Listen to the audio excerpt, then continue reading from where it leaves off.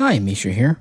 In the last couple of aircraft videos, 172 scale Hobby Masters, we've looked at Russian aircraft. And I wanted to be honest and fair, and I think it's interesting too to talk about the aircraft of Ukraine over the last couple of years. And we have 3 different Ukrainian variants here in their color scheme. I've actually had all of these for quite a long while. 1 or 2 you've seen before, 1 or 2 you haven't. We're going to dive in from the end of the Soviet Union through 2024 as best we can. So on the left, we have a Sukhoi Su-25. In the middle, a MiG-29. And on the right, we have an Su-27. Or rather, they're Ukrainian versions and variants, but we'll get into that. And we'll start with the one that was in service, the earliest in the Soviet Union, and actually was the first to be updated within Ukraine. The Frogfoot NATO reporting name, the flying bathtub, sometimes called. This is a bit of a forerunner to what would be the A-10 in the U.S., and it's based on some German World War II attack plans and planes like the Stuka. Yeah, it's a close air support fixed-wing aircraft. Excuse me. And actually, these are mostly manufactured in Ukraine, but at the time, it was part of the USSR. And after extended testing and trials, it entered into service in the middle of 1981, which was also at the height of Russia's invasion of Afghanistan and the way that went. And it's pretty clear why an aircraft like this would actually be pretty useful for Afghanistan, supporting troops in the mountains, because it was built rugged and tough and with redundancy. For example, 2 engines. Armored cockpit. Had crap for view, especially looking behind, but he did set in kind of that armored bathtub with some armored glass. It did have a laser rangefinder and a few other kind of modern targeting features for the day and time. This is a medium-sized twin-engine jet attack aircraft. It's about 51 feet long, including the pitot tubes and sensors on the nose. And it has a wingspan of a little over 47 feet, give or take. Even though it has 2 engines, you can probably guess by its design, this is not a speed demon. In fact, it can only really achieve a maximum speed of just over 600 miles per hour, which is like Mach 0.8, not even that. But that's not the purpose. That is plenty fast for what it's intended to do, and its weight and size. Now, like I said, its purpose is an attack aircraft. It has a built-in 30mm cannon with 250 onboard rounds, and if you need more bullets, it can mount a couple of 23mm gun pods, each with 260 rounds, so a total of 3 guns. It has a total of 11 hardpoints, 5 under each wing and 1 at the fuselage. However, the 2 outermost hardpoints are really reserved for just short-range air defense missiles. This has R-60s on it. And the 2 inner wing pylons are usually there. They're the only 2 that are plumbed for tanks, so they usually have fuel tanks. So there goes 4 right there, giving us 7 to work with. Nevertheless, they can lift about 97 pounds. And it has a maximum altitude of about 23,000 feet, so a little higher than most helicopters. But again, that's not really the purpose of this aircraft. There was the Su-25 single seat and the Su-25 UB trainer. Some of these were also variants for combat. So the USSR used these in Afghanistan, and when the Soviet Union broke up in 1991, various states inherited some, and Ukraine would get roughly 80. Military spending wasn't a high priority in the 1990s or even early 21st century, but with changes in Russia, efforts to modernize their fleet, and with work in Chechnya, Georgia, what have you, Ukraine did begin updating their Frogfoot fleet, with the first two kind of prototypes delivered in 2010. The work was done in country, and by 2013, 10 planes had been updated to the new Su-25-M1 standard here. Most really all the changes are internal. They got a new digital flight recorder, new radio communication systems, new GPS, well, a GPS, the original didn't have it. It did get a new weapons sighting system. It's still pretty basic, but a little bit better. They also slightly expanded its weapons carriage abilities. Not a whole lot, but a bit. A few different rockets and things. And they started implementing this new pixelated camo scheme for all Frogfoots, even unupdated ones. Over the past decade or so, Ukraine has updated at least 30 Su-25s to the M1 standard. They've also updated some Su-25UB two-seaters, known as the Su-25UB-M1, and they've been in service. In fact, early on during the Crimea thing, beginning in the spring of 2014, or even late winter, really, these were pretty well in evidence. They were high visibility. They were used to support helicopters like the MiG-29-MU2, the 17, the 8, as well as other troop movements using their unguided bombs, rocket pods, gun pods, what have you, and to, of course, attack Russian sympathetic forces on the ground. And because they were in the thick of it, losses were definitely being reported quite early on, with one being reported shot down in July by a Russian-flown MiG-29, a couple more lost later on that month, and by 2015, both sides were using the Su-25 Frogfoot.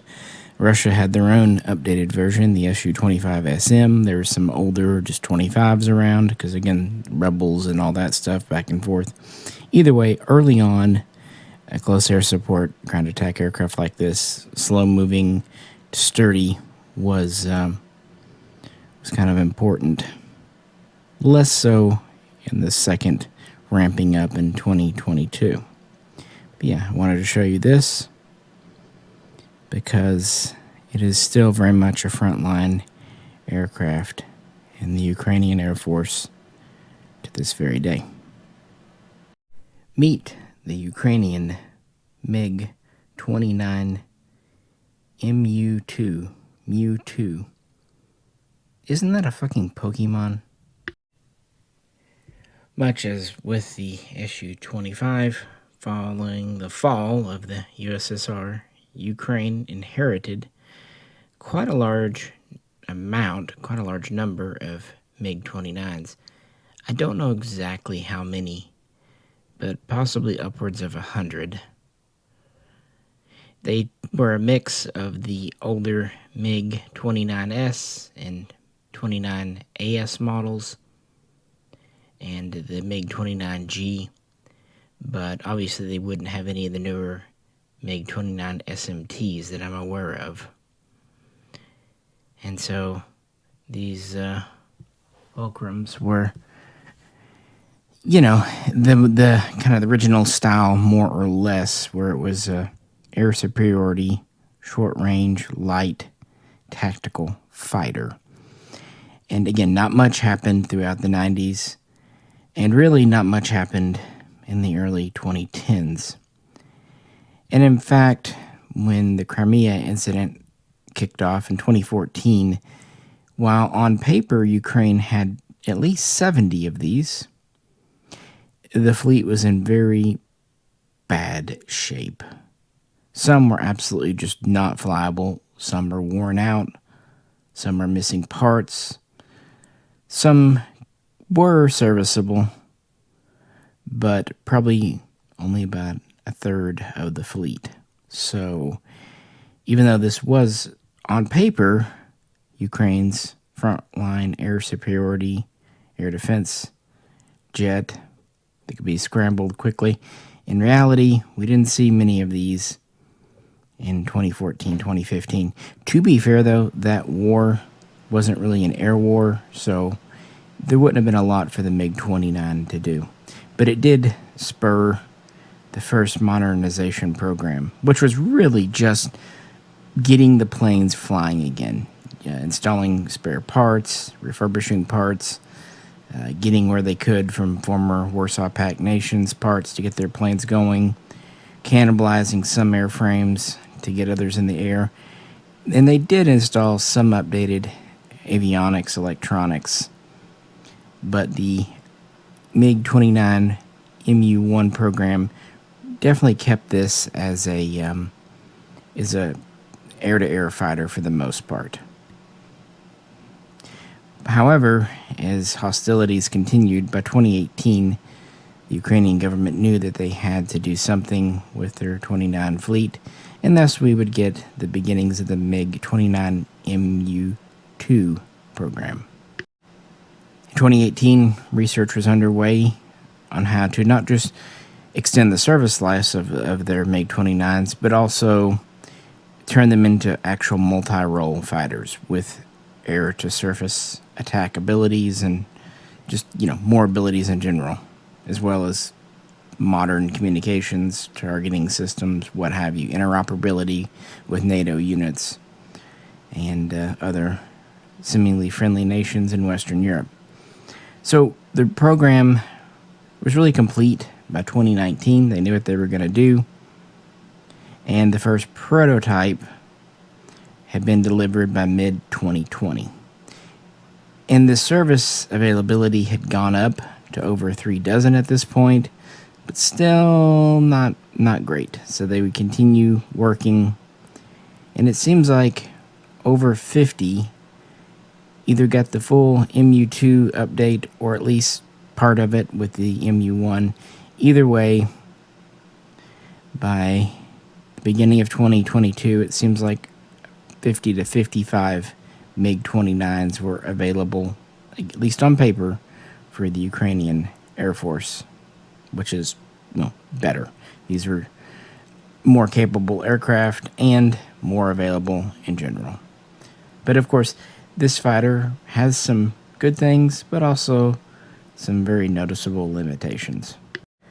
Back in the 80s, when I was a kid, this was the Soviet jet, kind of their equivalent to an F-16, maybe FA-18. And it is a good jet. At least it was when it went into service in 1983. But it has limited range, relatively short endurance, especially without any external fuel tanks. But it was fast. It could do Mach 2.2 or more at altitude and 1.2 at sea level. It had a max altitude of over 59,000 feet. It was quite agile. It was actually quite capable of relatively short field takeoff and landings.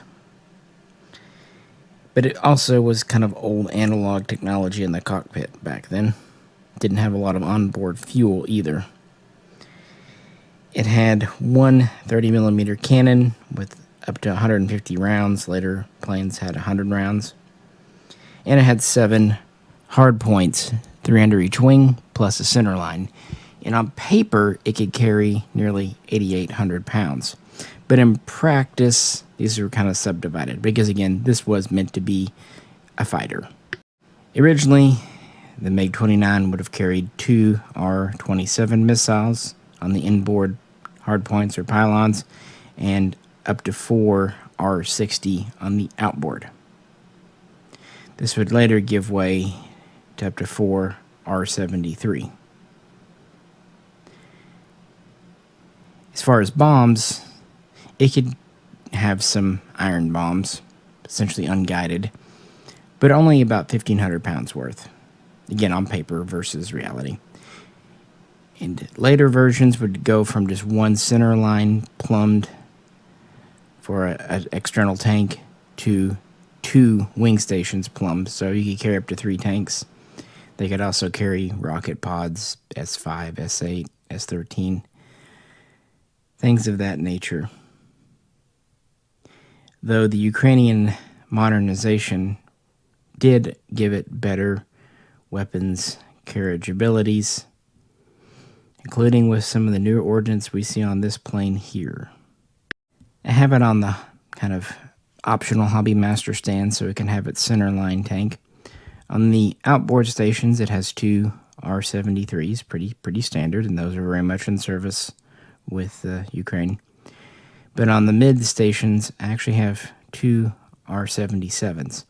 Interesting thing, the R-77-1 is the Russian domestic-made version, which is essentially kind of their AMRAAM, first seen in the mid-90s, but really not put into service until the 21st century.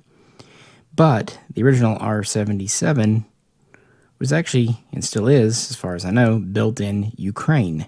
And so they had a contract with Russia to sell these, but for some strange reason, after 2014, they no longer wanted to sell R-77s to Russia, which is why the R-77-1 appeared. I'm greatly simplifying, I know. But the R-77, the original version, is in Ukrainian service. How many, on what planes, I don't know, but these did come with the model, so I put a couple on. I thought it was fun. And it's quite a capable missile, about a 55-mile range for the original version. Newer versions bumped that up to 70 or so.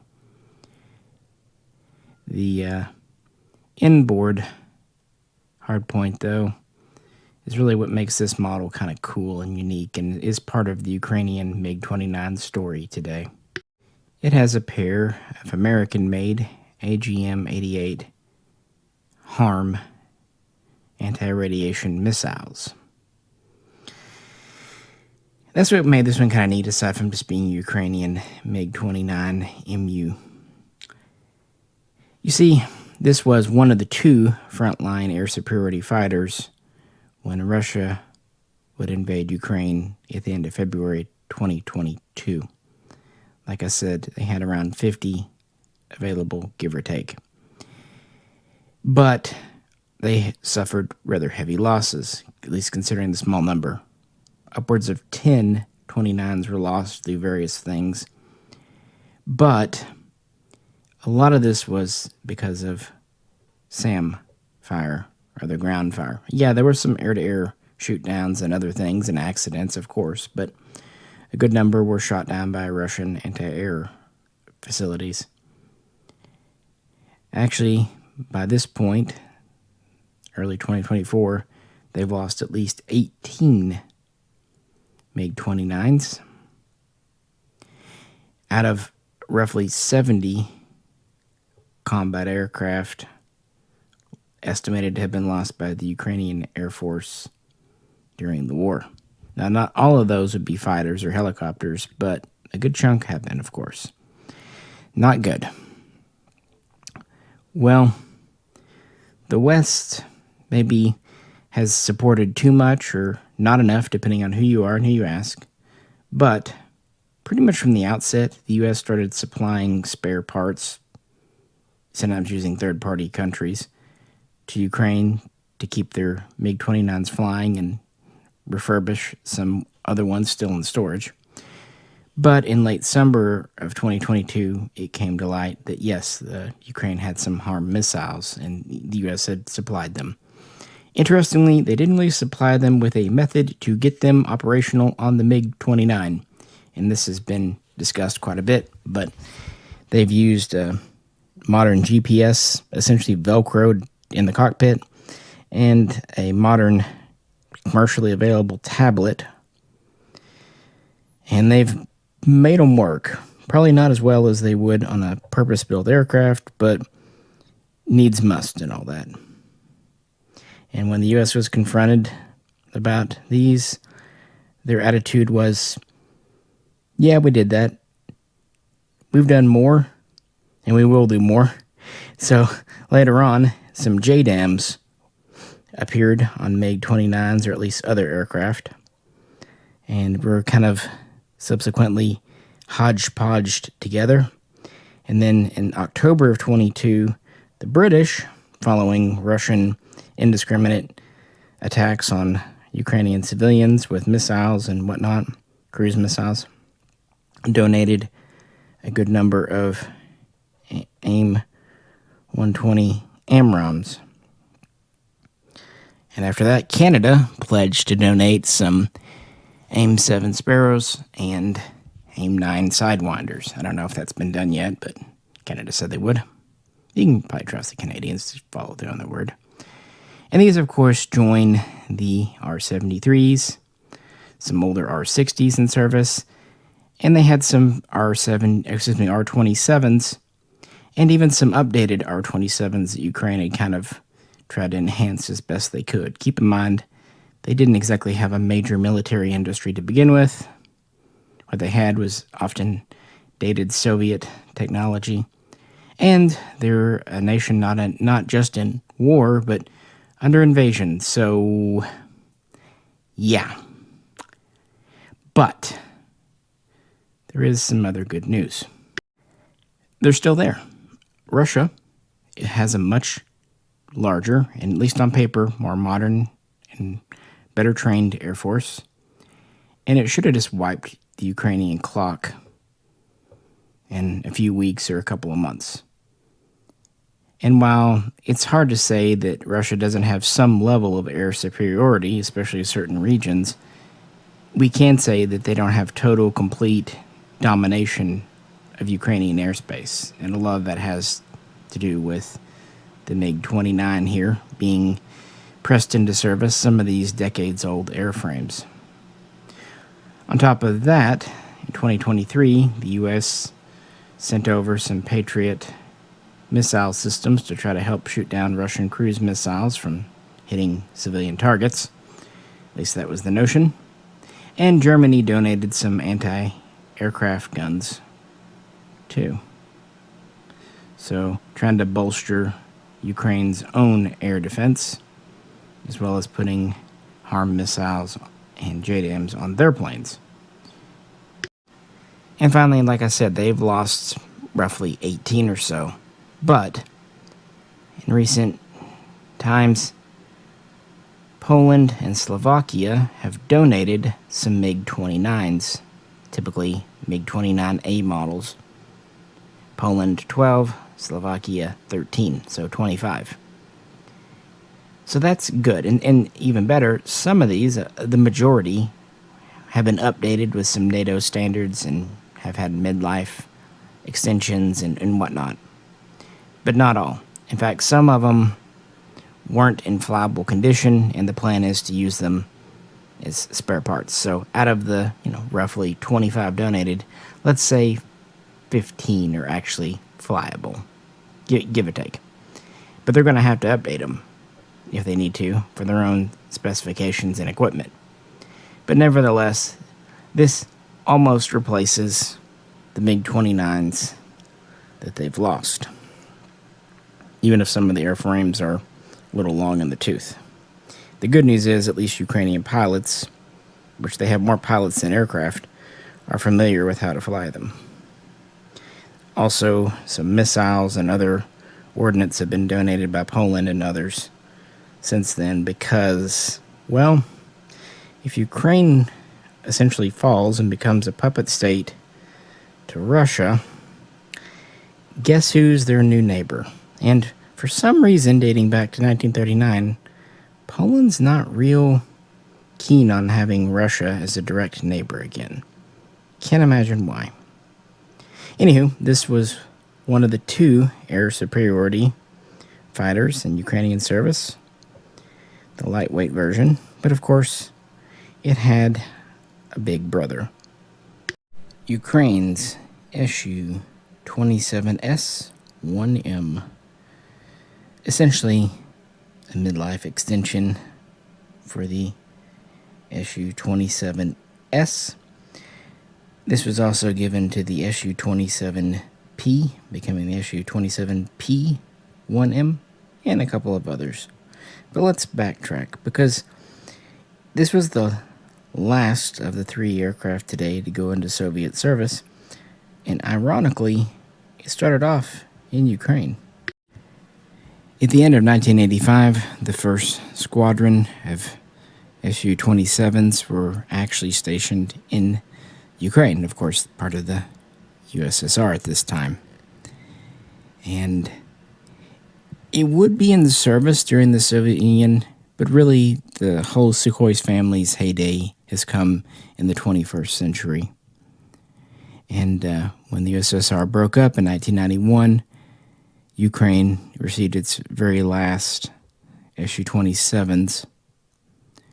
Roughly, it would get about 70, so not quite as many as MiG-29s, really about the same or just a few less than the Su-25s. And they would get the Su-27P, the Su-27S, and some Su-27UB two-seat, but still combat-capable trainers. There are also some that say they also had some Su-27PUs. I'm not sure of that, because that was really a new thing in 91. It's possible they got some, but I don't know. I think those might just be UBs. Regardless, what they had is what they were ever going to get. And as we've already said, military spending was pretty low in the 90s and early 2000s. And unfortunately, this aircraft really bore the brunt of it, because it was more technically complicated, required more specialized spare parts, had been in service the shortest amount of time. So for a while, Ukraine was able to get spare parts for their Su-27s from Russia. But after about 2008, relations were already breaking down, and of course would continue to do so. So they were getting fewer and fewer parts to maintain their fleet. On top of that, they were more expensive to maintain. They guzzled a lot more fuel. And for what purpose? So actually, Ukraine would sell some of these off between about 2007, 2008, and even into the Crimea, the Donbass situation. They would sell 60, 65 aircraft off to foreign militaries just to kind of pay the budget, pay the bills, and planes they didn't need. And that would include a decent chunk of Su-27s. We don't know how many, but somewhere between probably 6 and 12. And that kind of left the fleet in a worse situation. No new spare parts, selling off some of their better airframes. So much so that when the war kicked off in 2014, they had under 20 of these that were actually airworthy and able to do anything. Luckily, I suppose, for Ukraine, they did fly some, but again, that wasn't really an air war in the beginning. So they flew around, but didn't really do a whole lot in 2014, and so didn't play a major part. But that would change. The MiG and the Sukhoi here were designed as kind of a piece. This was the light, kind of short field tactical fighter, meant to be stationed near the front. This was the heavy, more strategic, long-range fighter or interceptor that was expected to patrol a large chunk of land. So the 29, it's about 57 feet by 37 feet. Pretty lightweight, not a lot of internal fuel. The 27 here is 72 feet long, over 48 feet wide, and has a lot of internal fuel, which is why you don't actually see these with external tanks. And both are twin engine, but you might have noticed the AL-31Fs on this are quite a bit bigger. It also has a more powerful radar, especially the 27P variant. The 27S was more of the strike fighter variant. Top speed, well, this could hit about Mach 2.3 at altitude, and it did have a very good max altitude of over 62,000 feet, compared with the MiG-29's 59,000 and top of 2.2. But Ironically, at sea level, it's slightly slower and less maneuverable. Mach 1.1 versus Mach 1.2, but really the agility is where it shows. Like the 29, the 27 has an internal 30mm cannon with 150 rounds, and it has 10 hard points versus 7 on the 29, and whereas the 29 could carry 8,800 pounds in theory, this could carry about 9,800 pounds, but originally it was all air-to-air. This was an air superiority fighter in the beginning, and that would really continue in Ukraine too. The MiG-29 typically had 2 medium air-to-air missiles and up to 4 short-range, whereas the 27 would have 4 short-range and up to 6 medium.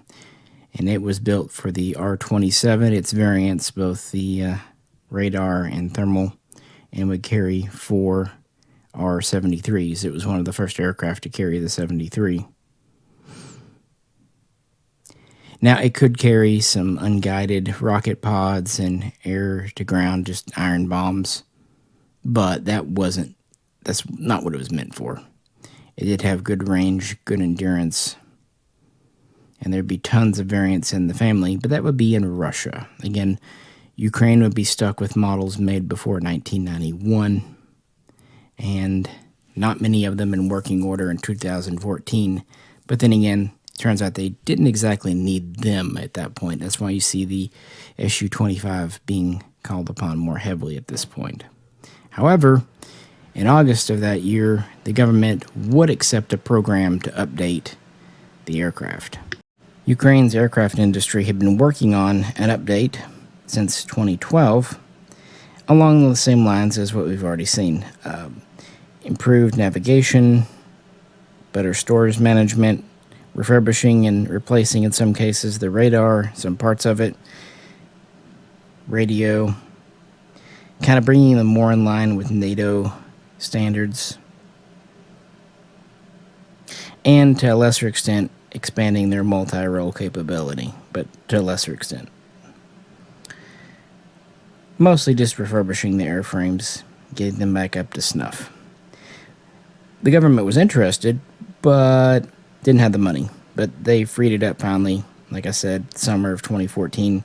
And so some airframes were sent for updating to the Su27S-1M or P1M standard, and the first couple of updated planes were returned in October of 2015. And with new funding available, they would start pulling out a lot of aircraft from storage that still had some life in them, also rotating some out of Frontline service and kind of getting the fleet up and running. And they would update nearly 3 dozen, although a couple would be lost to training accidents and other things, 2018 or so, meaning that somewhere between 30 and 34 were available when the war would heat up. The invasion would begin in 2022. Along with the updated MiG-29s, this would be Ukraine's primary air superiority fighter, although they would never have near as many of these as they would the 29s. They would fly with R-27s and R-73s primarily and be used for that, at least, late February and March 2022. And they wouldn't quite suffer the same loss ratio as the 29. 3 or 4 would be shot down in pretty early on in the war, so they would lose some. Of course, training accidents happen too, conversion over, things happen. These are not brand new machines, none of them. None of these are new airframes. Keep that in mind. Even the replacements that they got from Poland and Slovakia, not new.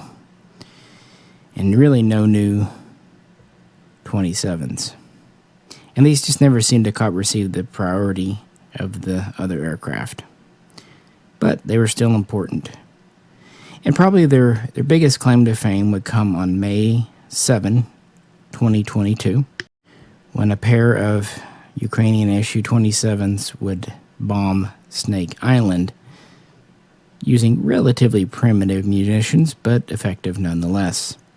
Later on in that year, there were some reports of these carrying some harm missiles, but I'm not sure how much I trust them. Maybe they did, but I just wonder if they were maybe confusing these for a MiG-29, because the silhouette size notwithstanding isn't exactly dissimilar. Either way, they have continued to see use, although Ukraine has not received any more Sukhois from anyone as far as I know, and spare parts are still a problem. Again, the MiG-29 had time to kind of proliferate throughout the Warsaw Pact and in other nations.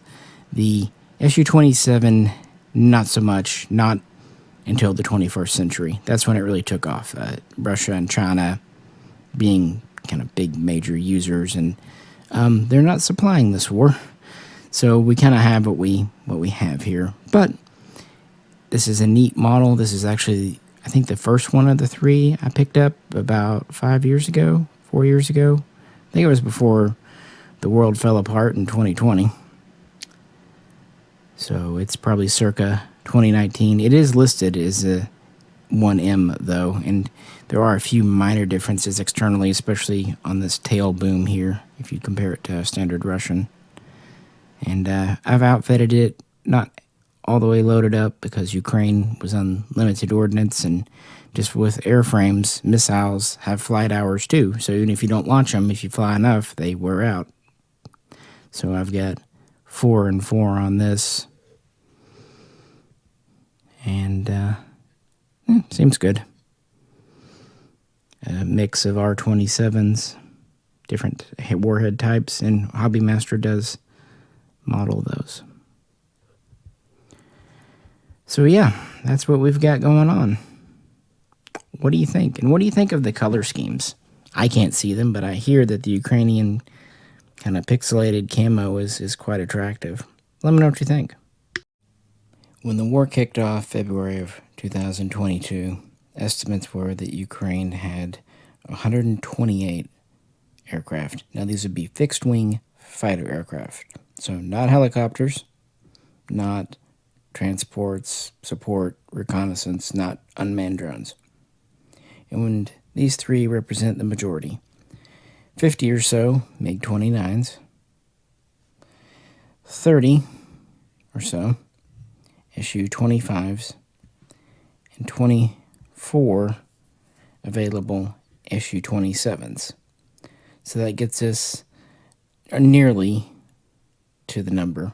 But of course we are missing one aircraft. And frankly, if I thought about it, I would have drug it down, but I didn't, sorry.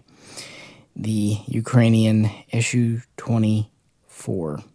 And they had an updated version of the Fencer, the M1, with roughly 24 available and at least 14 updated. This would actually technically be the oldest aircraft in service because it's being phased out in Russia and most elsewhere, and some were used for reconnaissance besides. But that made up the 128 Frontline, give or take a few numbers. Kind of hard to say. So there we go. What did Russia have, or has? It's a little bigger. Over 900 fighter aircraft, 910, 912, between the Russian VKS, the Aerospace Forces, and the Russian Navy, which is much smaller. They actually have a total aircraft capacity of over 4,000, counting transports and all that, with a little over 300 being the Navy, over 3,800 being the VKS. But again, those are not combat, and those are probably counting rotary wing, but I'm not sure. So yeah, 128 to 912. But of course, offensive versus defensive war, that does matter quite a bit. We're going to get to the numbers in a minute, but let's catch up with what the West, NATO, and allies have been doing. In recent months, the French have donated some Scalp missiles, or at least promised to, as well as some Hammer bombs. The UK, for their part, have donated some Storm Shadows, which are being retrofit to the Su-25-Ms. And like we already talked about, the MiG-29s in service. And the U.S. has donated more existing ordnance as well as some Zuni rockets and other systems. And again, some older Soviet-era ordnance have been donated to nations like Poland, or from nations like Poland. So that gets us there. But the big one, at least potentially, fighter jets. From the very beginning, Ukraine was asking, begging, pleading, bargaining, haggling for new jets. And the F-16 was kind of an early favorite. And it does make sense.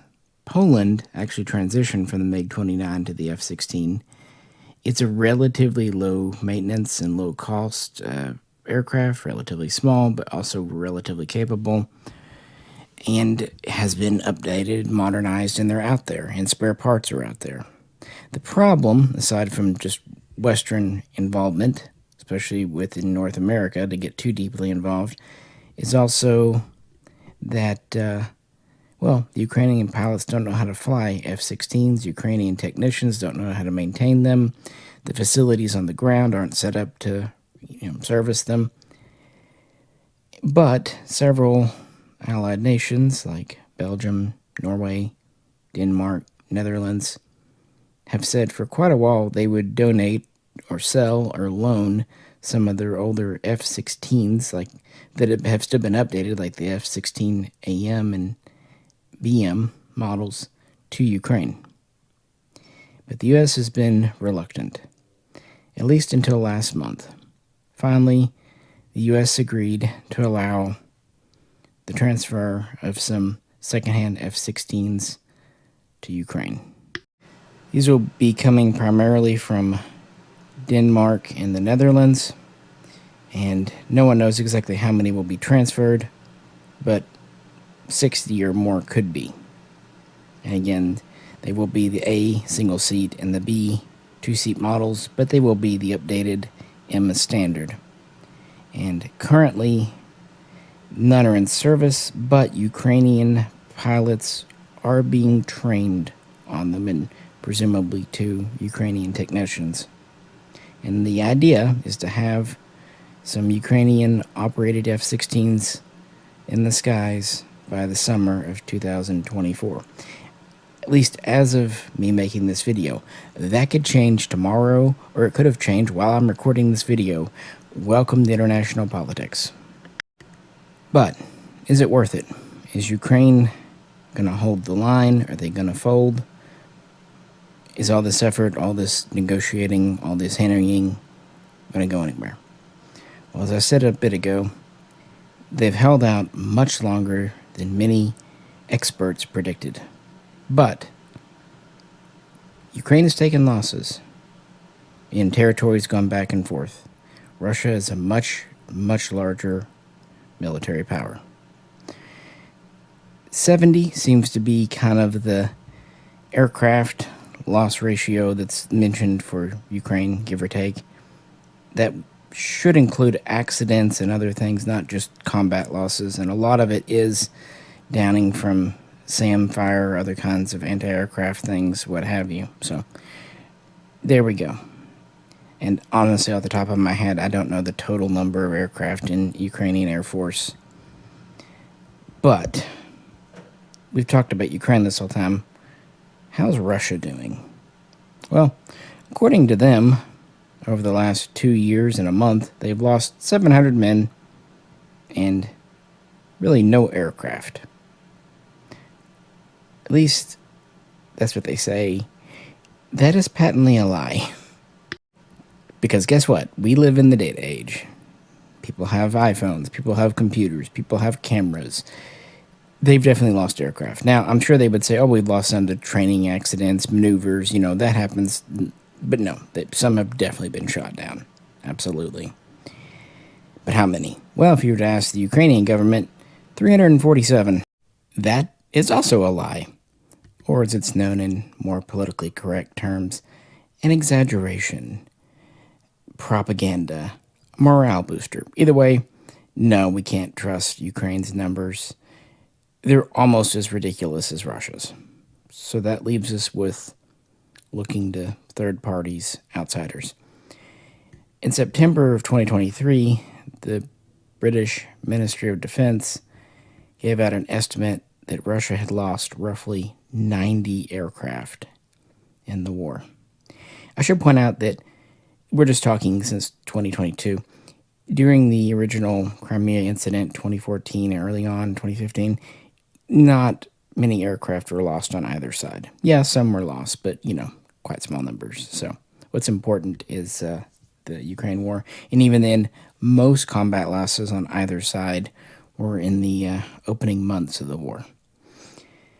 So 90, maybe? It's a little bit dated. Moving into 2024, there was a couple of civilian volunteer-run, nominally meant to be independent sources, Oryx and War Spotting, or War Spotter. Oryx gives the highest number of Russian losses at 105. 97 aircraft just gone and 8 severely damaged. The problem is they're not the best fact checkers, a little bit loose in the criteria, and they count all losses. Combat, sure. Accidents, maybe unconfirmed losses, yeah. So that's maybe a little high. Warspotter has it down to 80 Russian losses. But those are combat losses, not other causes. And of the 80, 68 are actual shoot-downs, with a dozen being major damage. Like an aircraft gets hit but returns to base with a damaged wing, what have you. So I think what we can conclude, if we're being conservative, Russia has lost roughly the same number of aircraft as Ukraine. If we want to be a little more expansive, Russia's lost a few more than Ukraine, which does make sense because offense versus defense and, home field advantage and all that. Russia's estimate of basically, no, we haven't lost anything, nothing to see here, is ridiculous. And while I can understand the need to keep public morale up, Ukraine's estimate of nearly 350 is definitely, at least a 300% exaggeration. So take it as you will. But it's not a shameful thing. They've held their own with an Air Force, 5 times, 6 times their size when it comes to fighter aircraft, not to mention logistical support and manpower and all that. So, yeah. On the flip side, you have a nation of roughly 150 million trying to invade and occupy a nation of 45 million. That's hard to do. The U.S. failed to do it with a nation of 2 or 3 million. And going back to Afghanistan, what we mentioned at the beginning of the video, Russia stayed there for over a decade. In the end, they had to pull out, and Afghanistan went back to their thing. And the U.S. learned that lesson in Vietnam, too. Intervening in 64, at least in a major way. Pulling out in 72 in a major way. Vietnam is what Vietnam is. If Russia was going to outright win it, it needed to have been done quickly in the first few weeks or few months. Time, by and large, is on Ukraine's side. Not 100%. Nothing's 100%. But by and large, time's on their side. And as civilian casualties mount and Russia's missiles and soldiers hit civilian targets indiscriminately, it gets harder and harder to justify. Especially with upheaval at home in Russia. And of course, some attacks on Russian soil, thanks in most part to drones. That's kind of getting out of the scope of this video. I just thought since we've talked about Russian aircraft, we should look at the 3 Ukrainian variants here. And it really is making the most out of what you have on a very limited budget with very limited access. And they're in a very precarious situation when it comes to allies. Nominally, based on treaties, the person who was supposed to defend Ukraine from invasion and being exploited was Russia. That's a problem. And, well, yeah. So they're kind of caught between the middle on the other hand. But on the other hand, too, this is really the biggest war in Europe since World War II. And while it's not even, you have two sides using pretty on-par hardware in the skies, on the ground. It's certainly a more even match than what we've seen in recent history. And much will be taken from this in the future, politically speaking, no matter which way the war ultimately turns out. Anywho, there we go. Hobby master models we've talked about before. It's not really the purpose. In fact, I just did a video looking at the issue 30. Same thing I say about it goes for the 27 here. Nice build. I love their 29s. And their 25s are really neat too. Lots of ordnance. With that, this is Misha.